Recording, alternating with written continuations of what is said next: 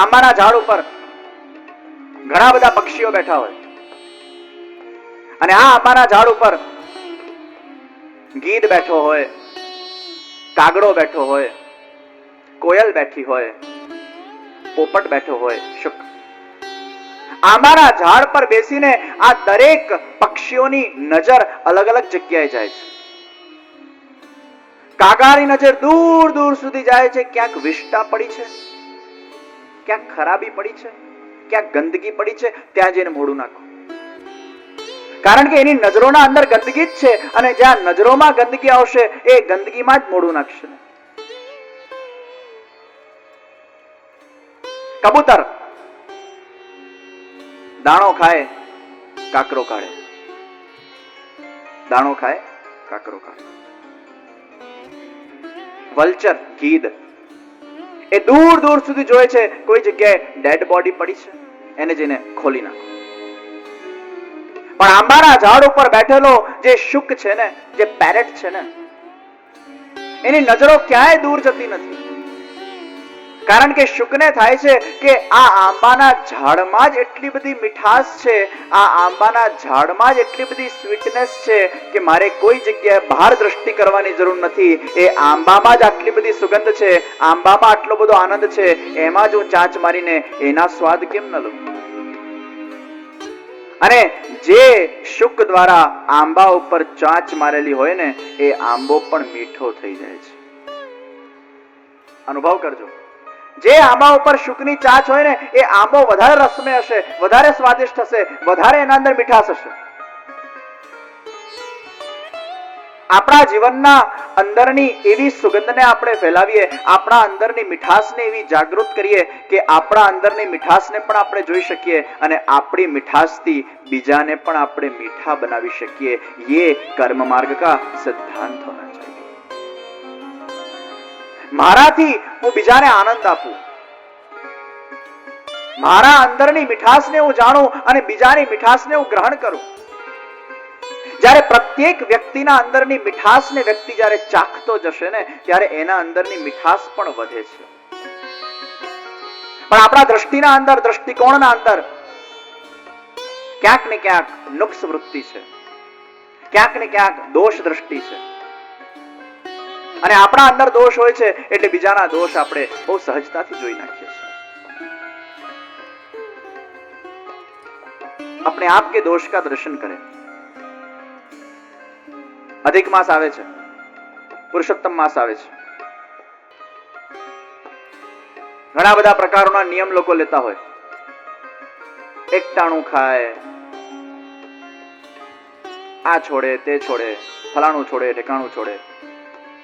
અને એક મહિના તો બધા એવા જાગૃત થઈ જાય, ખાવા પીવાનું આમ છોડીને બેસી જાય. અને ખાવા પીવાને છોડવામાં પાછું છે ને બે લાભ. એકટાણું કરવામાં અધિક માસનો અધિક માસ થઈ જાય, ડાયટિંગની ડાયટિંગ થઈ જાય. એકટાણું કરશું એટલે વજન પણ ઉતરી જશે અને અધિક માસનો અધિક માસ. ખાવા પીવાના નિયમો લો એના કરતા કોઈ એવા નિયમ લઈએ કે જે આપણા જાતને સુધારી શકે. અધિક માસ આવે ને તે પહેલા એક પેપર પેન લો અને પેપર પેન લઈને અધિક માસના પૂર્વે 15 દિવસ પહેલા એક અભિયાન પર ચડો. અને આ અભિયાન શેનું છે ખબર છે? દુનિયાભરમાં તમે અભિયાનો જોયા હશે. સમાજ સુધાર અભિયાન, આ સુધાર અભિયાન, પેલું સુધાર અભિયાન, જાગૃતિ અભિયાન, આ અભિયાન, તે અભિયાન. પણ તમારે 15 દિવસ પહેલા એક સરસ અભિયાન પર જવાનું છે. અને એ અભિયાન છે પોતાના દોષને જોવાનું અભિયાન. પોતાના દોષને જોવાનું અભિયાન.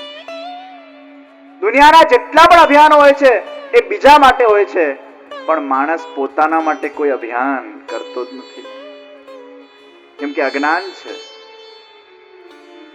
15 દિવસ પહેલા છે ને તમારા સગાવાળાઓને, તમારા મિત્રોને, મનુષ્ય પોતે કેવો લાગે છે એ તો 10 જણાને પૂછશે, પણ પોતામાં શું ખામી છે એ એકને નહીં પૂછે. 10 જણા આપણા વખાણ કરે એ તો આપણને બહુ ગમે, પણ 10 જણા ટોકે એ ગમતું નથી. આ પોતાને સુધારવાના અભિયાન પર તમે આ પુરુષોત્તમ માસ પહેલા જજો, અને એ અભિયાનના અંદર તમારે તમારા મિત્રોને, તમારા સગાવાળાઓને જરાય શરમ રાખ્યા વગર, જરાય અહંકાર રાખ્યા વગર તમે ફોન કરીને પ્રત્યેકને પૂછો કે તારા અનુસાર મારા અંદર શું ખરાબી છે. આ અભિયાન કોઈ કર્યું છે આજ દિન સુધી? પોતાના દોષને જોવાનો અભિયાન આ વિશ્વના અંદર કોઈ કાઢ્યો નહીં હોય, પણ આપણે આ વખતે એક નવી પહેલ કરીએ અને તો શ્રીનાથ ચરિતામૃતની કથા કદાચ સફળ થઈ જશે જો આ પોતાના દોષ અભિયાન જો લોકોએ ચાલુ કરી નાખ્યો. स्वदोष दृष्टि अभियान, क्या उसका नाम होगा? स्वदोष दृष्टि अभियान. પણ નિયમ લો તો પાકા લેજો. અને 15 દિવસ તમે પૂછો. અધિક માસના અંદર આપણા અંદર અધિકથી અધિક સુધારા થાય એ લક્ષ્ય રાખો. અધિક માસના અંદર એ પુરુષોત્તમના નજીક જઈ શકીએ, પણ આપણા અંદરના વિકારોને દૂર કરી શકીએ એ લક્ષ્ય રાખો. લખો પેન કાગળ લઈને અને નામ લખો, ફલાણા ફલાણા વ્યક્તિના અનુસાર મારા અંદર આ દોષ છે, ફલાણા ફલાણા વ્યક્તિ અનુસાર મારા અંદર આ દોષ છે. એ દોષની લિસ્ટ બનાવો. પછી એનું દર્શન કરો, ચિંતન કરો, મનન કરો, આલોઢન કરો. પછી એમાંથી 2-5 દોષને ટીક કરો અને ટીક કરીને પછી તમે નક્કી કરો કે અધિક માસના અંદર આ 5 ખરાબીઓને મારે કાઢવાનો નિયમ લેવો છે, તો અધિક માસ તમારું સફળ જશે. એવું કંઈક નિયમ લો જે આપણા જાતને સુધારે. આ નિયમો શેના માટે છે? નિયમ એટલે મનનું બંધન, એ નિયમ છે ને. સારા નિયમોના માધ્યમથી આપણે આપણા મનને બંધન કરીએ છીએ. તારે આટલું નથી જ કરવાનું, નથી જકાર, એ નિયમ. ઘોડો જ્યારે દોડતો હોય ત્યારે એની લગામ ખેંચવી પડે છે. આ લગામ ખેંચવું એ નિયમ. કેમ નિયમો લેવામાં આવે છે? કે નિયમથી મન બંધાય છે, અને એ નિયમથી જ્યારે મન બંધાશે ત્યારે રૂટીનમાં આવશે, અને રૂટીનમાં એકવાર આવી જશે પછી આપણે ઈચ્છા હશે કે નહીં હશે આપણે કરી નાખશું.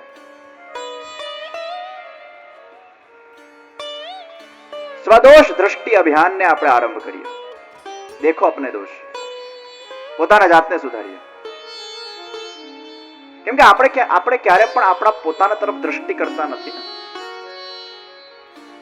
આપણા અંદર ઘણું બધું આનંદ છે, પરમાત્માનું અંશ વિદ્યમાન છે, ઘણી મીઠાશ છે, પણ એ આંબા તરફ દ્રષ્ટિ જવી જોઈએ. અને અંત સુધી એ મીઠાશને આપણે ચાખી શકતા નથી, અંત સુધી આનંદને પ્રાપ્ત કરી શકતા નથી, કેમ કે દ્રષ્ટિમાં કેવલ બહિર્મુખતા છે, કેવલ બીજા છે. આપણે બીજાના માટે જીવીએ છીએ. શું માણસે વિચાર કર્યો કે પોતાના માટે પણ ક્યાંક જીવો આધ્યાત્મમાં?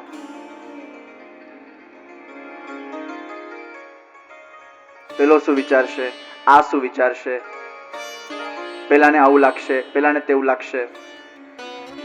બીજો શું વિચારે છે એના આધાર ઉપર આપણા વિચારો આવે છે, પણ આપણા આત્માની શું જરૂરિયાત છે એના આધાર પર આપણા વિચારો નથી આવતા.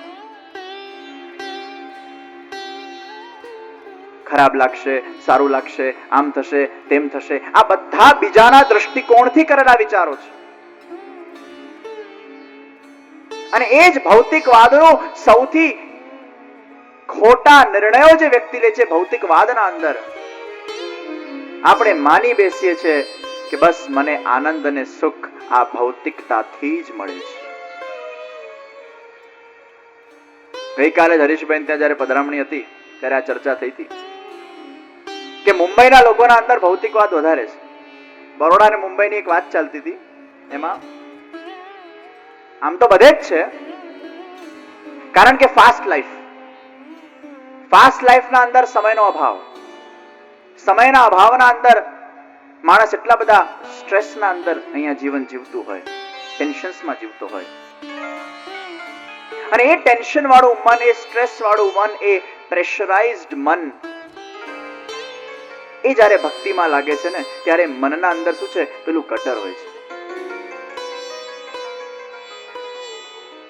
ગટરના અંદર જો એક લોટો તમે ગંગાજળ નાખો ને, એ ગંગા પણ ગટર થઈ જાય છે. પણ વહેતી ગંગાના અંદર જો એક ગટરનું પાણી નાખી દો તો એ ગટર પણ ગંગા થઈ જાય છે. આ ભૌતિકવાદથી મને સુખ મળે છે, આ માન્યતા આપણા આધારની નથી, આ જગતની માન્યતાને આપણે સ્વીકારેલી છે. કારણ કે જગત એવું માને છે, સંસાર એવું માને છે, વિશ્વ એવું માને છે કે આ ભૌતિકવાદથી જ મને સુખ મળે છે, આધ્યાત્મવાદથી સુખ નથી મળતું. આ માન્યતા કોણે બનાવી? એ જગતે બનાવી, જગતના લોકોએ બનાવી અને એમની ટૂંકી બુદ્ધિથી બનાવી. એ સત્ય જે ધર્મશાસ્ત્રમાં નથી, એ સત્યને આપણે સ્વીકાર કરીએ છીએ, જે કેવલ મનુષ્યની બુદ્ધિથી બનાવેલું સત્ય છે, અને એમાં જ આપણા જીવનને અસત્યના માર્ગે લઈ જઈએ છીએ.